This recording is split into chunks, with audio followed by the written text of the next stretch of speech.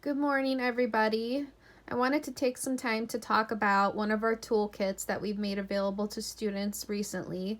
It's called Youth Success During a Pandemic, and it's kind of like a series we're starting for students during this time. Just providing helpful tips and information, things that could be beneficial to kids being stuck at home, working on assignments, things like that, self care, just things we really want to see youth continue to focus on while they are at home during this time. So, this first one that I am covering is called Mission to Success. I titled it Mission to Success just because I feel like it's kind of providing a general overview of, tips and tricks and things that we feel you should continue to focus on while you're stuck at home. I know we're all still going a little crazy, but we still want to see you all succeed. And I know that's going to look different now because we're not in schools, but there are things that we can do to make sure, we're just keeping on the right path. So, first, I just wanted you guys to remember, as always, you're not alone, okay? It's super important, I think, especially right now, that we stay connected. And again, my email is there at the bottom for you guys to reach out to me anytime. I check it every single day so we can kind of stay linked. So, study tips. Designate a study space. So, whether it be at a desk, kitchen table, your bed, okay, finding an area in the house that will be kind of like your little classroom, your spot to go to work on things that are school related. Just have a spot, just have a designated area, keeping distractions out of the way, keeping the TV off, somewhere that is quiet, that you won't really be bothered when you're working on things. And I know with all of us being at home, that can be hard to find, but we can certainly try to work on that. Setting a schedule. So especially because we are all at home right now and we don't have particular class times or places that we are required to be, just kind of keeping a schedule, deciding each day what time you're going to start your schoolwork, deciding how many hours you think you might need daily to get these things done, and just kind of planning it out too. If you have projects, some of you still have things you have to turn in at the end of the week, different assignments that are going to take some time, maybe just breaking it up and working on little pieces each day so that it doesn't seem too overwhelming. Taking your own notes. This is something I've been doing this for a super long time. I feel like writing things down really helps you retain the information. Even if you're just rewriting notes from a book or, something online, rewriting it really can help it kind of stick in your brain. Taking breaks instead of having, like I said, breaking things up instead of having a super long learning session, breaking it up into smaller pieces throughout the week so that you're not becoming too stressed, too overwhelmed. And I know everybody's situation is different. Some of you, depending on, which school building you're in or class you're working on, has, you all have different amounts of work that you are doing, or maybe things you're catching up on. So it's just important to try and break it up if you can, to not become too stressed. And being social, for sure. I know, again, not being in the buildings, it's super hard because a lot of us are very social, myself included. So being away from people has been a huge adjustment for me, but I'm thankful for our technology that we have. Staying active. There are some cool things that you guys can still be a part of to stay active, not just physically, but in your community. Actually, Planet Fitness every evening at 7 p.m. on their Facebook page does kind of like an at-home virtual workout session with a personal trainer. So that's something kind of cool if you want to check them out online. Creating a neighborhood event, learning something new, if there's something you've always wanted to work on, now's the time.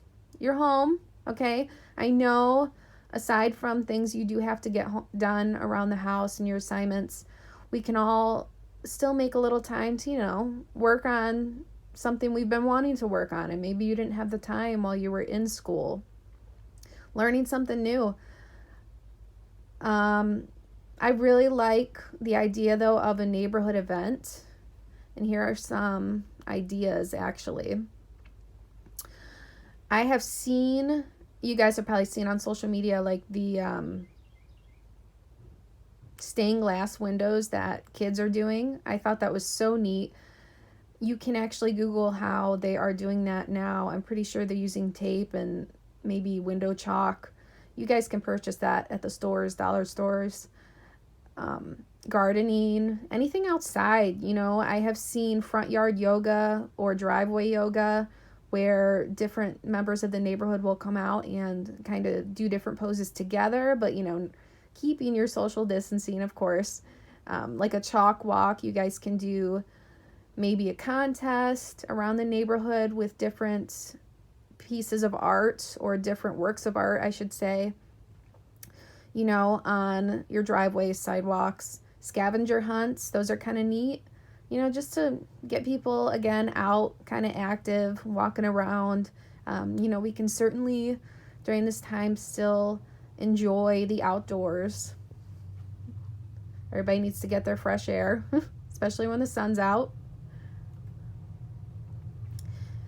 Always, your health and well-being is still super important, especially during this time.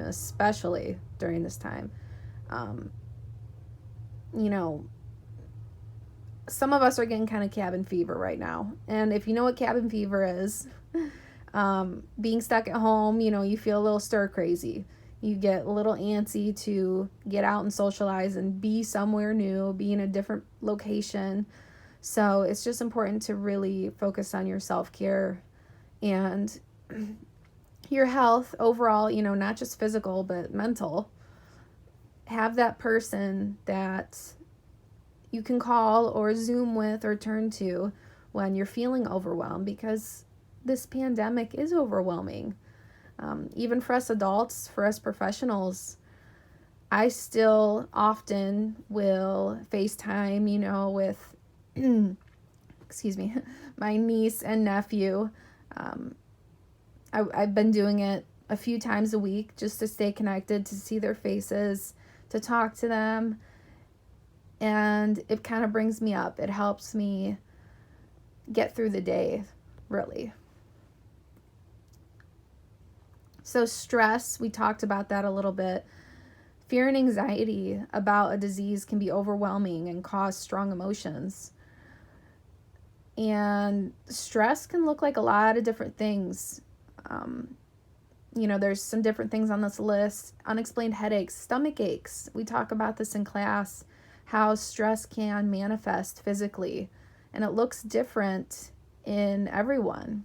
Stress does not come out, the same way in everyone.